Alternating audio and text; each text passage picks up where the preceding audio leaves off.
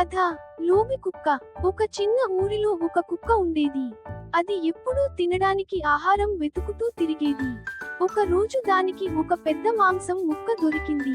మాంసం దొరికిందని చాలా సంతోషపడి నోట్లో పట్టుకుంది. దాన్ని ఎవరు తీసుకోకూడదని త్వరగా ఇంటికి వెళ్ళాలని అనుకుంది. అలా నడుస్తూ ఒక నది మీద ఉన్న వంతెన మీదికి వచ్చింది.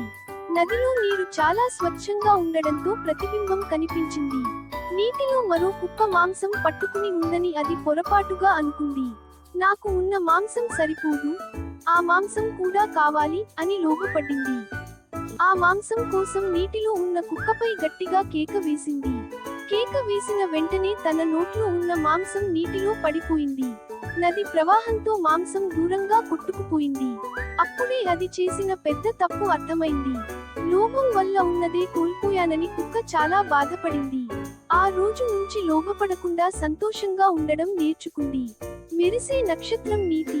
ఈ కథ మనకు ఒక ముఖ్యమైన పాఠం చెబుతుంది. లోభం వల్ల మనకు ఉన్నదే పోతుంది.